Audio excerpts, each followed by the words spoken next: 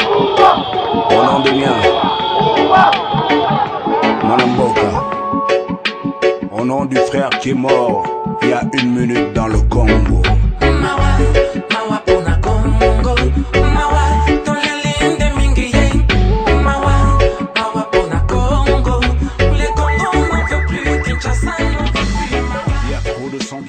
La lucha, c'est un acronyme qui signifie lutte pour le changement. C'est un mouvement des jeunes de Goma basé sur l'action. Il vit grâce à l'engagement des jeunes. Et nous faisons des actions sur le front sécurité, le domaine du chômage des jeunes, mais aussi pour l'action aux besoins primaires de base de la population. Nous voulons amener d'une part la population de Goma à devenir une population exigeante. Si un peuple ne demande rien, on ne lui donne rien. D'autre part, nous agissons pour que les autorités congolaises puissent devenir des autorités redevables envers nous. Le premier impact, c'est que nous existons et que nous persistons. L'autre impact, c'est qu'on crée une opinion. La lucha s'impose en tant que telle. Sous des questions comme la MONUSCO, ils ont demandé qu'on puisse amener une force neutre à Goma. La lucha a refusé et a demandé une force d'imposition de la paix. Et aujourd'hui, on a une force d'imposition de la paix au sein de la MONUSCO. Évidemment, cette force-là, on continue toujours à donner de remarques s'il y en a, parce qu'il y en a beaucoup. À partir du début de cette année, nous avons décidé d'entamer des actions sur l'accès à l'eau.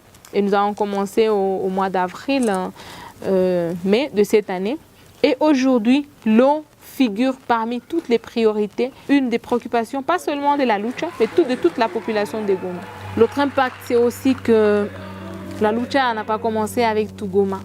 La lucha a commencé avec un groupe de jeunes. Je me souviens que dans la première réunion, nous étions 4. Évidemment, après, certains de ces 4 se sont fatigués, voyant la complexité du problème.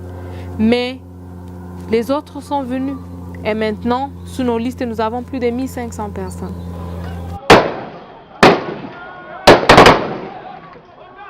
On touche des intérêts des personnes qui pensent qu'elles sont importantes, comme des gouverneurs, des présidents de République, des directeurs des ONG nationales, des systèmes des Nations Unies.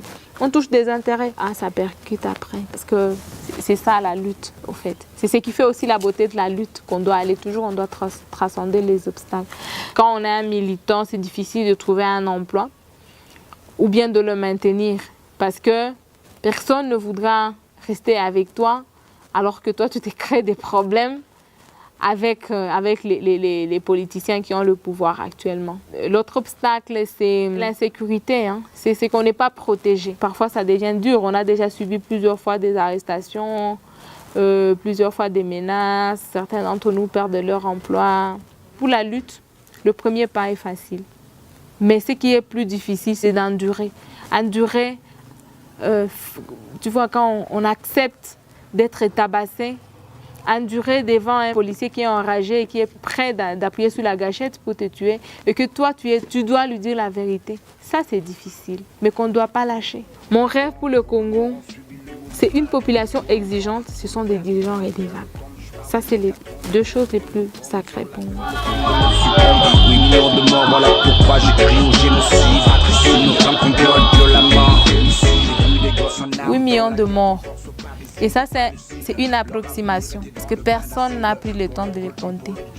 Tous ceux qui meurent des injustices, tous ceux qui meurent des guerres, tous ceux qui meurent seulement parce qu'il a été au mauvais endroit, au mauvais moment. Le monde s'était. Et si les commémorations des jeunes de la diaspora pourra réveiller le monde face à ce drame qui est en train de se passer dans notre pays, j'encourage à tous ceux-là qui célèbrent avec des Congolais, qui pleurent avec les Congolais, leur mort.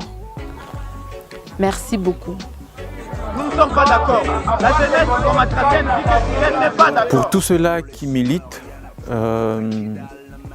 je pense, comme Lumumba l'a dit, ce Congo est grand et il demande de nous la grandeur. Il y a des gens qui ont pu réussir leur lutte. Il y a des gens qui se sont engagés et ils ont pu franchir la ligne. Et pourquoi pas nous? Ce qui est possible, ce qu'on peut le faire. Les uns pensent les impacts du changement en 10 ans, 20 ans, 15 ans. mais moi je pense maintenant. Je pense que si aujourd'hui, maintenant, chaque Congolais, d'ici ou d'ailleurs, peut se lever pour dire non à une injustice, et cette injustice va s'éteindre. Continuez à vous opposer à tout ce qui fait régresser le Congo aujourd'hui. Et pensons dignité, pensons nation. Si chaque militant peut essayer un seul instant de disparaître, de se dire Luc, je n'existe plus et que le Congo existe aujourd'hui, je pense qu'on aura des impacts beaucoup plus positifs et très vite si on s'y met.